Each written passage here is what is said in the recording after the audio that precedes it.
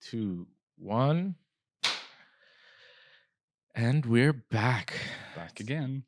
Great to have you guys here again to join us for another Stay in Your Lane podcast. What's up, Laith? How you doing, Namir? I'm doing very well. It's end of the Eid. End of the Eid. We celebrated. I hope everyone enjoyed it with your families, man. It was a beautiful time. Even with all the circumstances around, still a lovely time with the family and the kids. Sure. So really enjoyed that. More importantly, today, exciting news. Oh man, it's a really, really good friend of mine, someone that I've known for quite a long time now, and always admired him. Super smart, super clever. Not the most handsome gentleman, but a wonderful guy all the way through. John St. Valery is here joining us through the worldly technologies that we live in today. The beautiful Zoom. Thank you for joining us, John. No, it's great to be with you guys. Thanks, Namir. It's been a long time. A very long time. A number of years. And Laith, good to see you too. Likewise. This is great. I was saying earlier, I'm really, really, really impressed with how well you've kept yourself. You're looking really good, man. But that's not what you said, Namir, was it? Remember, we're actually recording. Oh, we are live. Yeah, sorry. Yeah. Oh, yeah. Yes. Thank you for your kind comments. John is extremely, extremely successful business owner, just overall advisor. He's the chairman of the British business group here in the UAE. You've been part of this organization for quite a long time as well, isn't it? Absolutely. Yeah. I mean, in fact, as soon as I arrived in Dubai with my young family, as they were at the time, that was 22 years ago almost. Wow. Just incredible. Wow. Something like that. So someone 98. And one of the best pieces of advice I was given, because I was coming over with a British company to set up their branch here. Yeah. And I had no network. I'd been to Dubai before, but I didn't know anybody. And the best piece of advice someone gave me is, John, you should check out the BBG to find your network. I thought, the BB, what? What's this? What are you talking about? And the British Business Group, Dubai and Northern Emirates.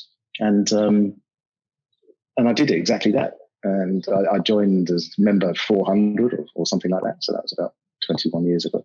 Wow. And what that group gave me was access to a network of professionals, firstly, that I needed to help me set up that business. Yeah. So accountants, lawyers, how do I find an office? The whole lot. And being a Brit in the British community, there were existing businesses and services that I could tap into. And then really just fast forward, I felt that helped me build a network. Later on, it helped me build my own business and exit that business actually. So it's been very much part of our life in the UAE. The group. So now it's nice to be able to give a little more. Now I've got some more bandwidth myself, of course, to give a bit more back and help other businesses. How long now have you been the chairman? I know you were you the chairman back when we were in the EO together? No, I was deputy chair then. There was a guy in the chair called Mark Beer, who was the registrar and CEO of the Financial Centre, or DIFC Courts. A great friend of mine. He's gone back to the UK now. Then there were a couple in between, and I took the chair. Not took the chair. We had a contested election. Love it. I took the chair. That was a Trumpism, wasn't it? Yeah, exactly. Hey, I was invited because I'd served on the committee in various roles, including deputy. But I became chairman in May 2017. With my mandate was really to lead the group on this exciting run up to Expo 2020. Yeah, so, and how the world doesn't always operate on the schedules that we set, isn't it?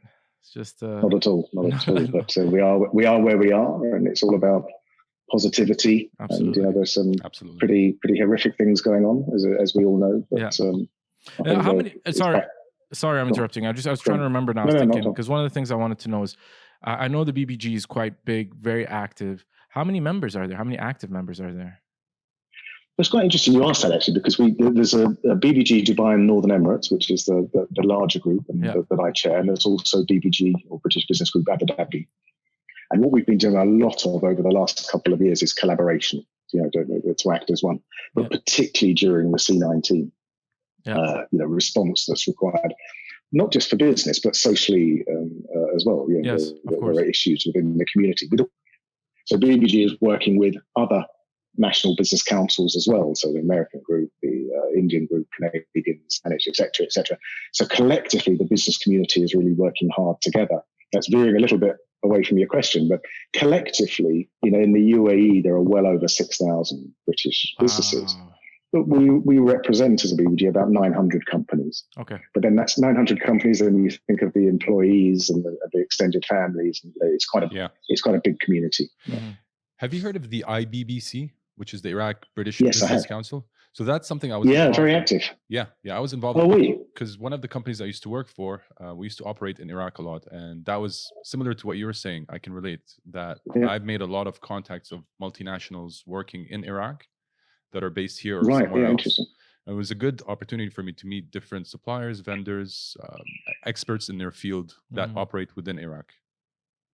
You're right. I mean, and exactly the same. Wherever the jurisdiction is for these type of business councils, we're here for the benefit of the members, aren't we? And as you rightly say, Leith, you've got the big PLCs. For Britain, we would say the UK PLC, those big companies that we all know. Yeah. But the important piece really is the supply chain. Yeah. Which is our membership. So to make sure that supply chain gets access to business opportunities, access to market intelligence of this during these times in particular. So that's interesting you did that. We should talk about that offline at some stage. For sure, definitely. Always hustling. John's always hustling. There it is. The hustling. Trying to help. Yeah, exactly.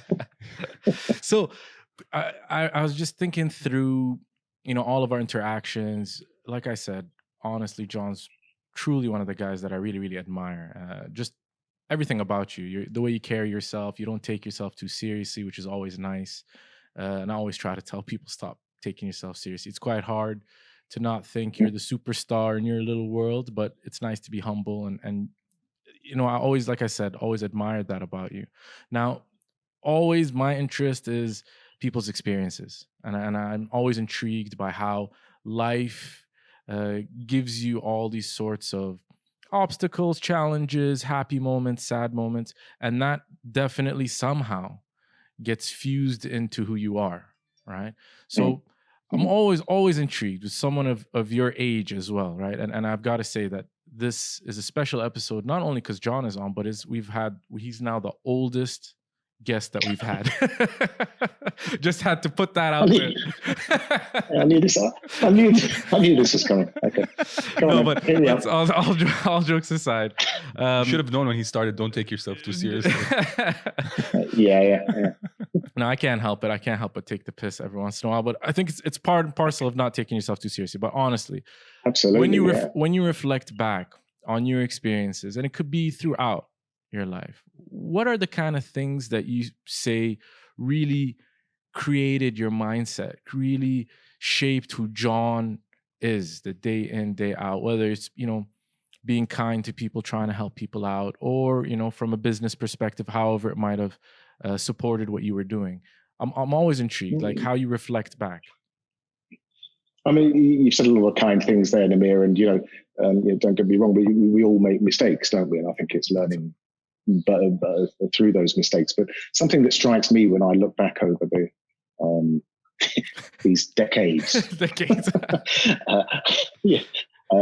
No, in all seriousness, even before we moved to Dubai in the late 90s, I find that with people, and certainly with ourselves, sometimes it takes quite a seismic event. It can be a sad event, it can be a shocking event, it can be something unexpected that forces you to take a different direction. Now, you either pull the duvet up over your head and get depressed about it, and don't get me wrong, we can all be anxious and of course. Down about things.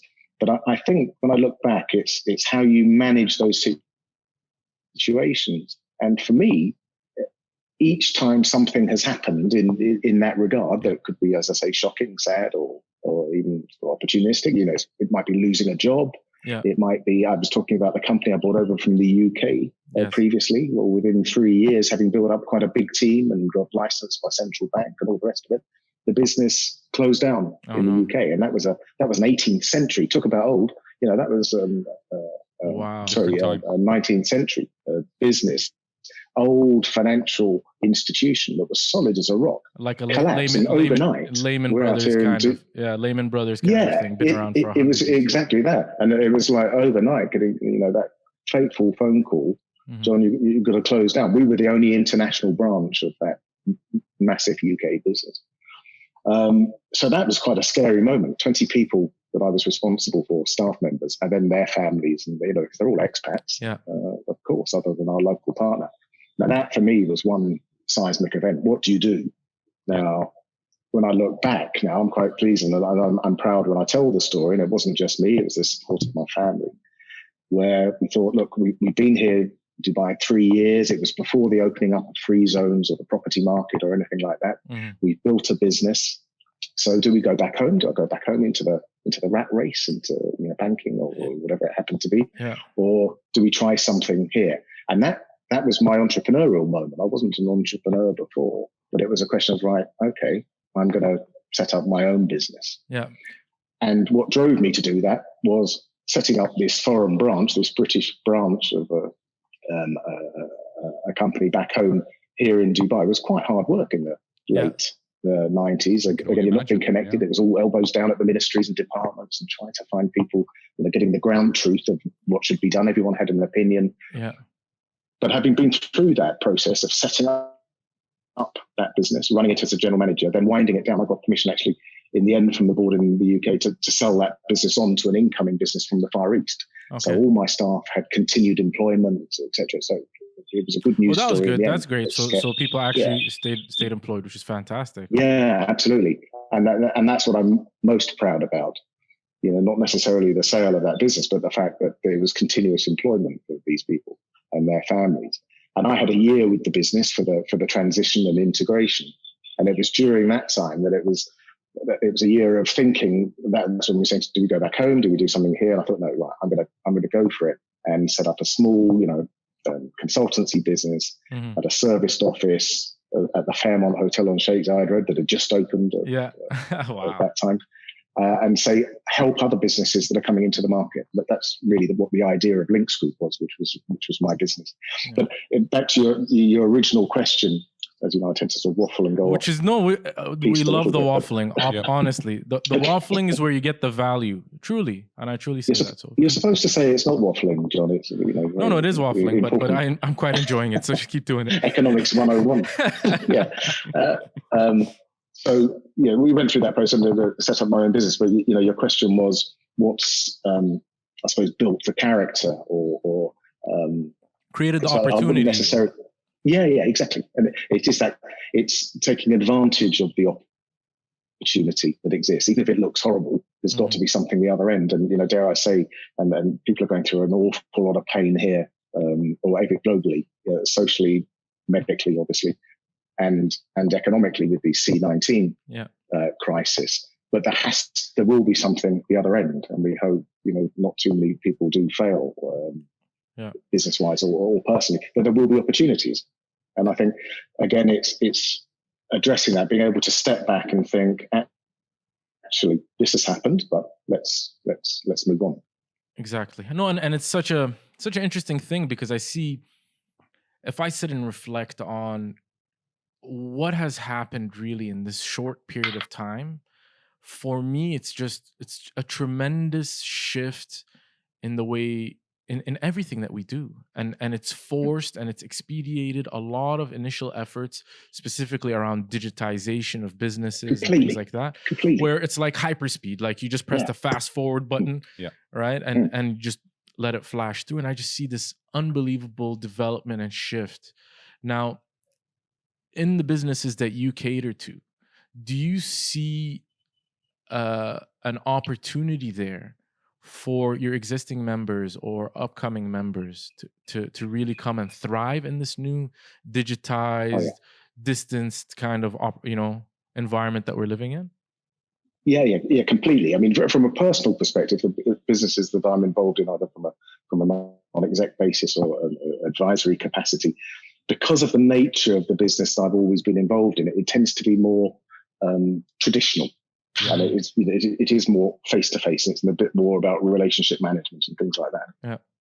But across the board, when I look at the British, the BBG community and the other business councils that we're working with, AmCham and the others, it's very, very similar. And someone said to me the other day, just before the Eid break, John, it's like R&D for digital and tech has been microwaved. Exactly what you were saying there. What would have been perhaps 18 months of finding solutions for this type of interaction has been microwaved down to a 3-month window or even earlier than that. And we've got businesses from overseas. My background is FDI, sort of foreign investment and things like that. But there are businesses from overseas that are very much looking at the UAE and particularly Dubai, I have to say, in the field of fintech, technology, digital platforms to serve the wider region. Correct. So the model is going to change. We all know businesses here, it's predicated on a real estate model. To have a business, you've got to have an office. Yes.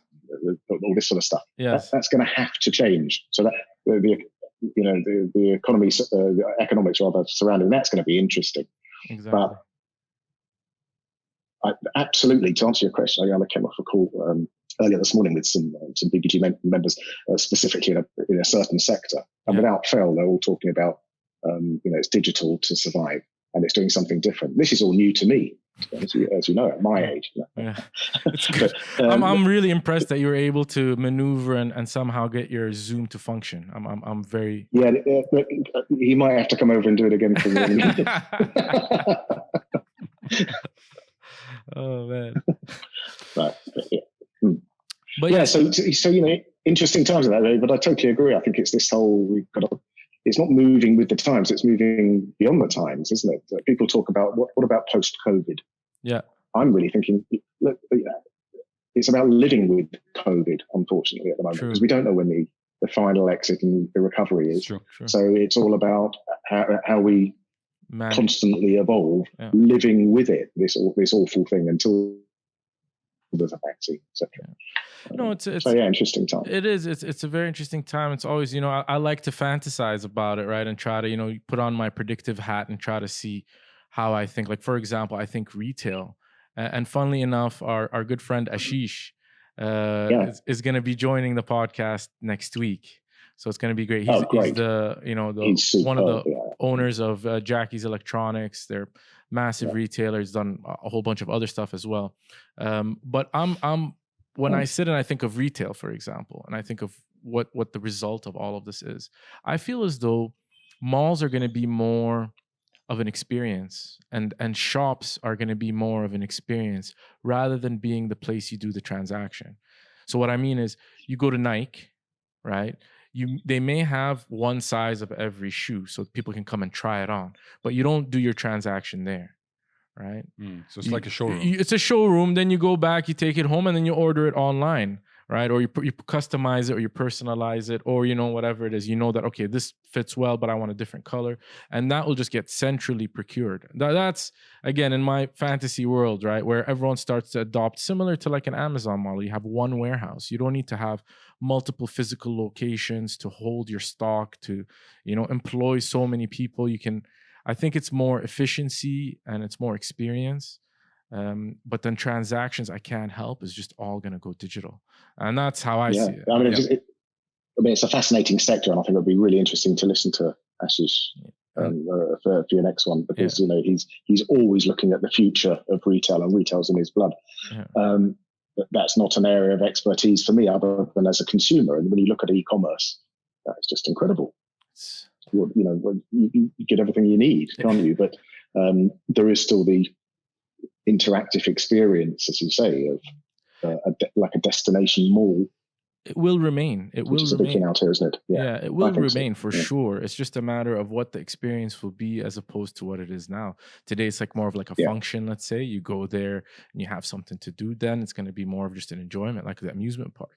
You go there to mess around and window shop and just kind of float around it. And then when you want to purchase something, you come home and you purchase it.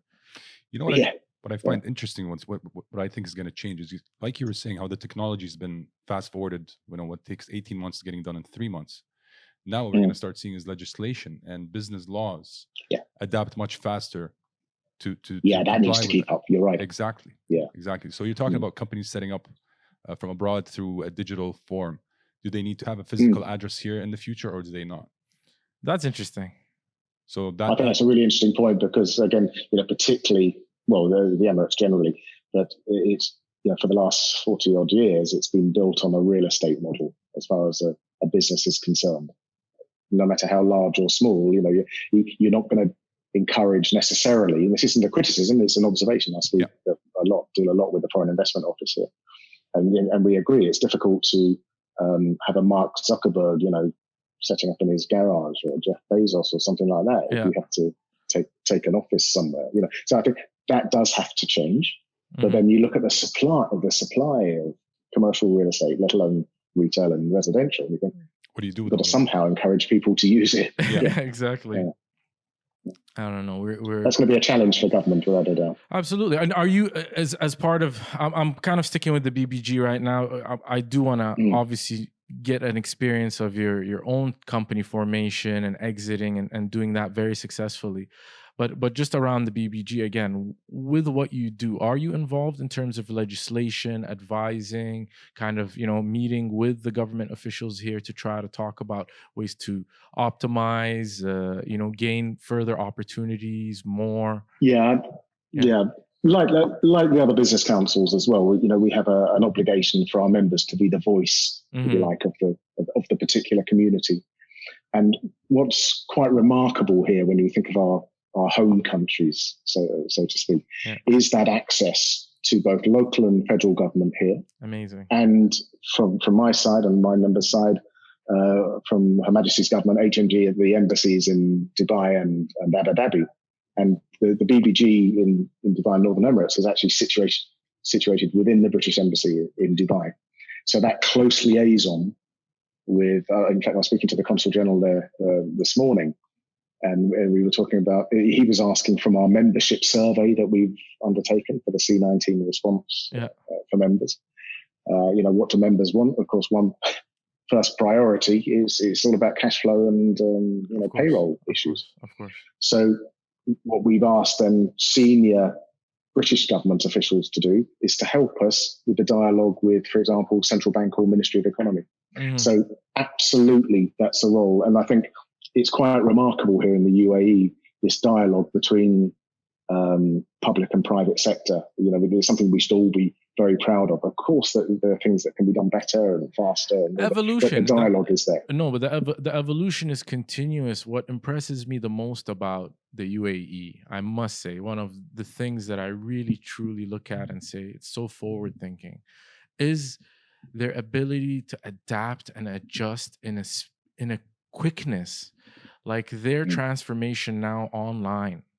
Now majority of the things that you can do, it's unbelievable. Like they said it and they executed. And you thought, really? Yeah, exactly. Like, oh, this is gonna take another 10 years till they get this rolled out. Boom, it's done. So even that the permit app, that we had during lockdown, that just appeared like that, didn't it? Now, within a business to get that sort of technology up and running and tested, the UK at the moment are really struggling doing this a track and trace program technologically wise in place. It's here. Yeah, exactly. How awesome! We got it. So it is quite remarkable, I have to say. Now, obviously, because I know you, I know that you spent here we go some time a long time ago when you were much younger, a little more handsome. That you'd worked as a detective, which I was super. That's pretty cool. That's how I started life because I left. A long story, but probably one of these seismic things. My parents, like any good parent, wanted me to continue my education. But at 15 and a half, I think don't tell anybody. The kids aren't here. But I bunked off school and went up to London for the day. Yeah. And I was wandering around, probably having a cigarette, if I'm honest.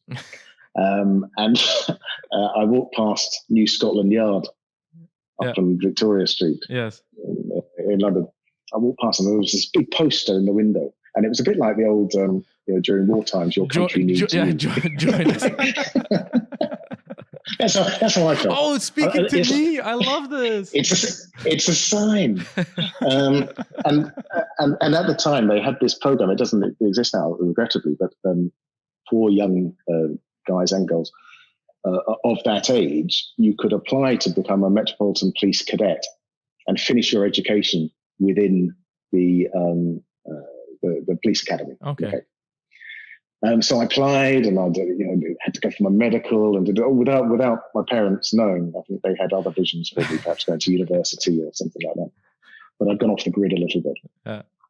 So I did all that, and a quick funny story that I went to this medical at one of the central London police stations, and I don't know if you've ever experienced this. So you go for a full medical, and you have to stand on this mat with footprints on it, to make sure you're standing in the right place. Yeah. And I stood on them, and I looked down, and these footprints were massive, much bigger than my feet. I thought, well, I failed. They're testing the size of my feet. Yeah, but I scraped through. My feet are all right, and I got accepted to the cadet college, where I did 18 months there, and finished my one at the time with the O levels or GCSE O levels, and then you had to take an entrance exam to go to the police college, which is in the same estate, basically. But you weren't guaranteed a place, but you could apply if you wanted to carry on and be a police officer in the Met. So I did that, long story short, 16-week course. And then at that time, I don't know if it's the same now, but after you finished your course, we all piled onto a big green bus, and they drive all through London and drop people off at various police stations, and that's where you were going to be. Oh, that's it. Okay, John, you're in this. Yeah, you had no idea. So I ended up in Tooting. I don't know if you know Southwest London. No. And which is an interesting area. And without taking up too much time here, just give me I love how you said that. Interesting area. Okay, we'll take that. Yeah. We'll understand that the way. Okay. No, I'm sure it's very nice, but it's. But the point is, every every police officer that graduates from Hendon, which is the police college or police academy, you have to do 2 years minimum on the beat. In other words, walking the streets in uniform and doing all that. Everyone has to do that 2 years. It's a grounding thing, and then you can take various specializations. I was quite fortunate that what was known as the Southwest Regional for London Crime Squad was based at Tooting, and I'd only done about 15 months in uniform, and they were saying, does anyone fancy volunteering? Basically to be a T-boy to these guys, these detectives. I thought, yeah, absolutely, that's what I want to do. So that was the route I took. Then fairly swiftly I joined the crime squad itself and did some detective training. How many years did you do that?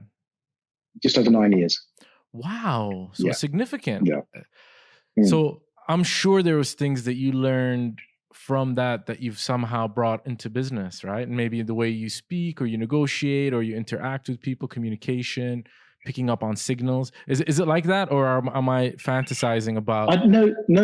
I'd imagine so, because you were sort of learning, things like interrogative or interview skills or body language. Yeah. The whole thing, and I think maybe built a platform for what I would now call sort of relationship management, how you deal with people, whatever strata of society they come from. Yeah. Sort of, maybe have that ability. But the surveillance piece, obviously I don't follow people around Dubai without them knowing.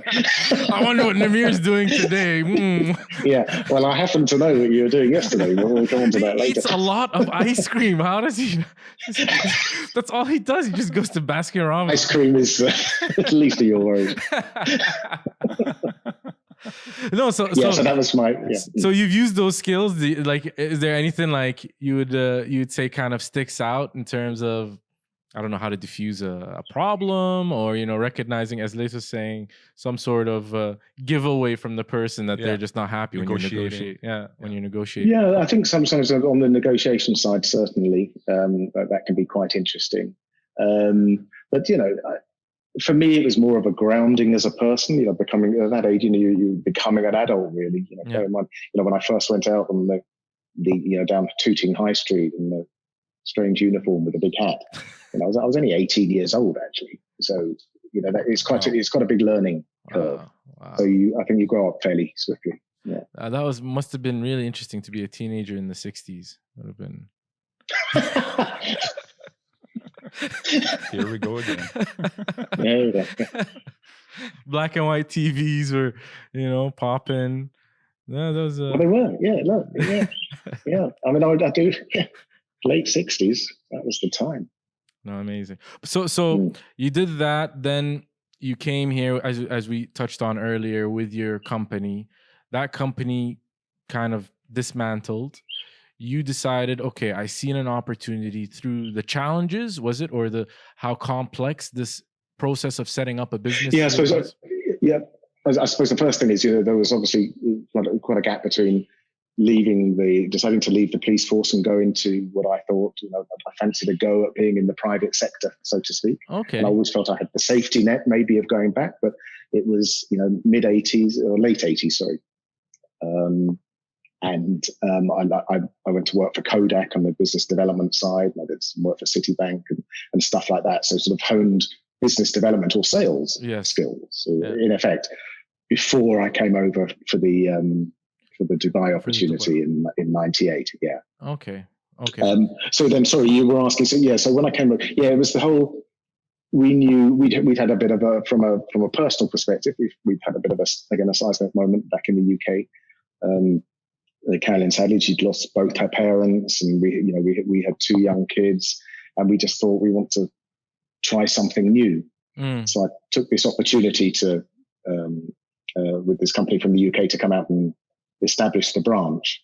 And again, that was a super learning curve, and it was great. The kids, Chloe and Jack, were 8 and 6 at the time when we arrived here. Wow. So it's a great age to get them into the schools here and for us to become part of the community. But then it was a sudden shock, and it really was a shock. Towards the end, 2001, end of 2000, early 2001, when this was closed down, it's all finished. We think, crikey, what do we do now? So that was the moment, right? Build a plan. We didn't necessarily have any capital behind us. And I had obviously a bit coming out of the business from closure and stuff like that, but nothing substantial. We weren't in a position to borrow. So it was pretty, the first few years. So that's why we just decided to set up Links as an advisory business for incoming companies. Initially British companies, because that's where my contact base was, but then it became international. Yeah. And the idea was not to take over the lawyer's job, but to advise companies from a practical perspective how they're best to establish, whether it's a branch of a foreign company, an LLC, and that type of thing. Okay. And what became very clear in the early days of that was quite difficult to monetize, to be honest, from an advisory and consulting perspective. But then with my local partner, who at the time, and is still a great friend of mine, but also a partner, was the chief notary at the time. And he, along with a lawyer colleague of mine, sat down and we were talking about what are the barriers to entry for foreign companies coming in. And of course, there weren't all the free zones and stuff. There were some, but it was the 51-49 arrangement, the foreign participation in equity, which is still the case now in the main. Yes.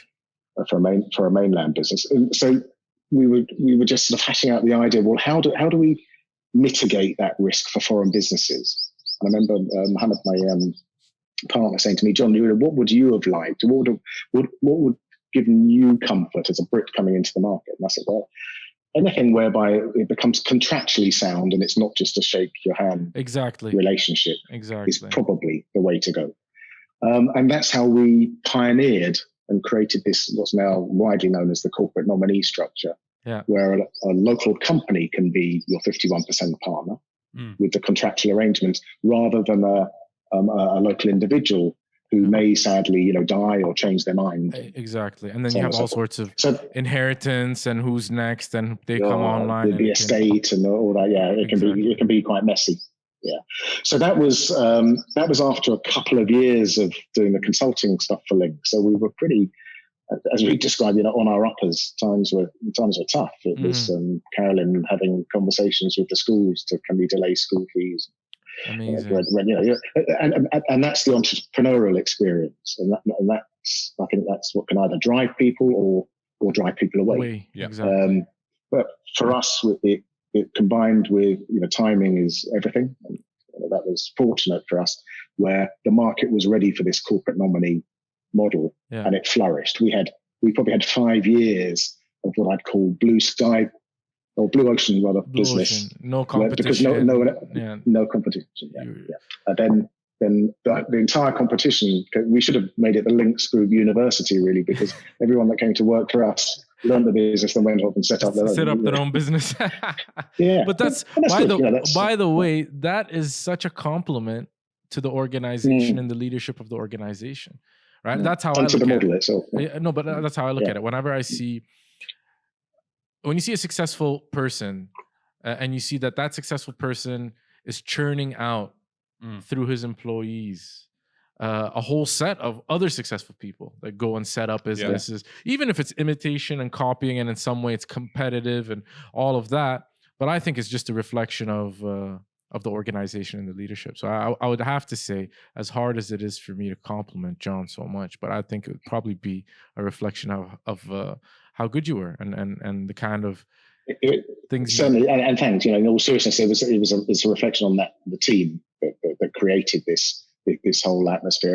And what's important about a pioneering business, and I've seen many others in other sectors. In fact, a couple of startups that I'm not have an interest in, but from an advisory perspective, I can see this happening where they've pioneered, they've innovated, they've been copied. So then what do you have to do next? And this was us in 2012 or 2013, something like that. What do you have to do next? You have to pioneer again and innovate. Continuous. And there's no point no point just having been a price war with competition. Some of the competition were excellent, some of them weren't so good. But so it was all about service, yes, and all about keeping our people intact. But the way to differentiate, we decided at that time, was to become part of an international business. So then when you think about it, if you become part of a global group, having started off as a made in Dubai business, then you've got built-in BD around the world. Does it sound okay? No, it's perfect. Yeah, it's perfect. Yeah. So that was the whole rationale for going to market back in 2015, to see whether there was a fit for us within the professional service sector. And I looked at a couple of models where we might consider acquiring smaller businesses elsewhere, maybe Hong Kong, Singapore, back in the UK, or to become part of a global organization, and that's the route we took in the end. Amazing. And are you still involved with the new? No, okay. No, I'm not now. No. I'm a minority shareholder in the overall group. That was part of my final exit, but I'm not involved in any executive capacity anymore. Now, I did 3.5 years of. Yeah, I was going to ask you, how does it feel? Because I know from my own experience, I know when you set up a business, it's that almost like childlike experience. It's like having a child. Was it hard to let it go? Or to walk away from it? As satisfying as it was, I'm sure. Completely. Was and is. If I'm being totally honest. Yeah, it's an interesting experience, and I don't mean that in a sort of derogatory way for any party involved, but it's just very different. Although, part of my management sort of mantra or leadership mantra has always been, or always was, I think we've spoken about this before, Namir, like the Branson mantra, surround yourself with people that are far better at certain things than you are. Exactly. And I did. And so it wasn't me calling the shots when we eventually exited in 2016. There was an executive team that were absolutely quite capable. I like to think that it was all, because everyone knew that John was there in the big office in the corner. But, it wasn't. There's history there, obviously. But no, I think it's quite a difficult thing. I've spoken to other business owners that, even more poignant, where the business is in their own name, where it's a sort of autonomous thing, where it's, let's say it was, some Valery Consulting, that's even worse because you feel like part of you's been taken away. That would have been more difficult. But no, we're through it, and that sector has to evolve and change anyway. The rules and regulations are changing. I don't think I'd want to be doing it now. Interesting. Okay, and no regrets now? Like, look, the satisfaction, and we'll talk about that, the satisfaction and kind of coming to the present day situation that you're in. But when you look back, not just about the acquisition itself, but throughout that entire process, do you ever like look back and say, I wish I had done this, or I wish I had done that? Or is that something that you sometimes goes through your mind? Because I'm, again, very intrigued by that. Yeah, I think naturally there may be a little bit of that, but nothing, not anything that keeps you awake at night. Awake at night. No, because we had a number of potential suitors that came through the door. It was a well-run, professionally managed process by Deloitte actually, who ran the process. So they were bringing the right people to us, and there was a particular fit with the organisation that finally acquired us, and they're going through their own changes as well, with having new investors come into the business since they acquired businesses like Link. So things change. So I'm quite pleased to be out of that. That's not what I was brought into. But no, I don't. I won't say we got it absolutely correct all the way along. But with selling a business or releasing equity from a business, the bottom line is you have a magic number that works for you, and either you can build a structure to that magic number or not. We did manage to do that, but I was also very keen on the continuity again I feel very strongly about this from a sort of human perspective, that our staff were going to be protected and looked after moving forward as well. Of course. So now we come to where you are today, right?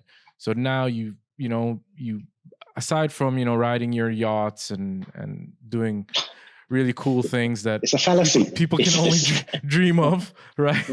So now you reside. No, it's not like that. It really isn't. Yeah. So, speaking of you reside now, okay, Dubai. I know you spend time in London. You also spend a good amount of your time in Switzerland as well, isn't it? Yeah, that's right. Lovely. I mean, not as much as we'd perhaps liked to now. But again, things change. When we wanted somewhere sort of Central Europe and to be able to have almost like the sort of our ideal situation back in the day would be to eventually, have three places we can alternate between, somewhere in Central Europe, UK obviously, and here, which is very much home. But that's when our two kids, again, Chloe and Jack, who I mentioned earlier, who were 8 and 6 and are now 28 and 30.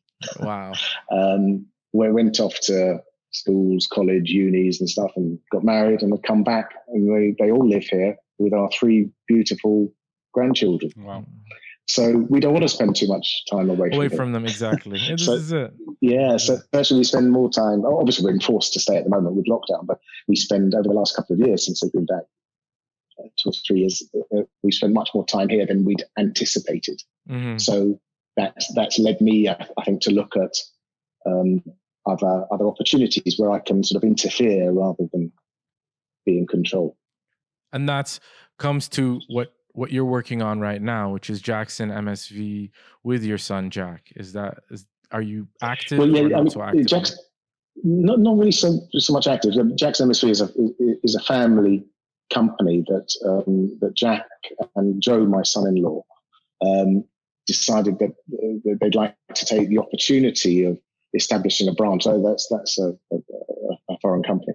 Establishing a branch of it here to offer some other professional services, obviously ones that don't compete with any restrictions that I have. So it's a completely different. And they're doing that, and it's tough. It's got a slow burn, and I do the, as I say, interfering or advisory bit. Yeah. So I chair their board, but Jack and Joe run that small, nimble business. And again, back to what we were saying at the top of this talk about digital transformation and how businesses can advise each other online rather than face to face. They're doing all that sort of good stuff. So I have an overview, but I'm not involved in that business necessarily day to day. You enjoy all the nice bits. It's like being a grandparent with kids. I always say that. I always joke around with my kids' grandparents, and I say, you get all the wonderful times, so you can come into it when it's all fun. The second it gets a little hectic or a little loud, you're like, there you go. Hand it back. And there's an element of that, but they once you're standing back, they want the check coming in. So, so there's some pain there as well. But no, the other bits, I'm involved in a couple of companies in DIFC, for example. The advisory capacity, so non-exec director capacity. That's something that I've always wanted to do. I think you probably remember me back in the day. Of course. When we were in EO, I was doing my chartered director course and things like that with the Institute of Directors, with a view to ultimately to be just involved in interesting, maybe challenging businesses, to stretch myself a little bit. So I'm enjoying that. It's honestly, again, I always say a tribute to the personality of individuals that continuously want to learn. And I think it's something that's very undervalued. We touched on it in the last podcast. And I always say that just being open-minded, being humble, it can do so much to allow you to really kind of knock off that ego and really absorb the things that are around you, and the advice, no matter who it's coming from. I think it's just such a wonderful thing. And like I said, with you, it's always been a learning experience. All the moments that we've had, the fun times and the more serious times that we've engaged through the EO. Shout out to EO, beautiful organization, entrepreneurial organization. Fantastic. Yeah, highly recommend. Yeah, highly recommend anyone that has a business, whether it's here or anywhere, wherever you guys are watching us. EO is such a beautiful organization. It builds community, builds a network, but beyond that, it builds true bonds with the people that are in your forum. And that's something, it's like smaller groups within each chapter. And this is, me and John, we were part of a small group, and it was just so wonderful, man. We had a few interesting trips. Always remember, I still have a picture of you. I may incriminate you, I don't know, but a picture of us when we were in the Cove, if you remember that. In Ras Al Khaimah. Yeah, Ras Al Khaimah. Yeah. Oh no. Oh no. So yeah, we had a wonderful night, and I have a very incriminating picture that I may use against John one day if I ever need to. If I ever need something from him. Sure, it's totally by mistake. Yeah. But honestly, John, it was a pleasure. Really, really, really look forward to having you on. Thanks for inviting me. I was really honoured to do it, and look forward to following the other ones, guys. I think it's a great thing to have these sort of fireside type chats rather than the formal. Exactly. Everyone's a bit webinared out at the moment, I think so. This is what we're trying. Webinar. This is what we're trying to do. Is kind of build a different approach. Hopefully, you enjoy it and people like you enjoy it. So that's our goal. But once again, thank you very much, John, for joining us. Really appreciate it. Look forward to seeing you soon, man. Yeah, let's try and catch up soon. Thanks very much, guys, and good luck. Thanks, John. Keep smiling. Cheers. Cheers.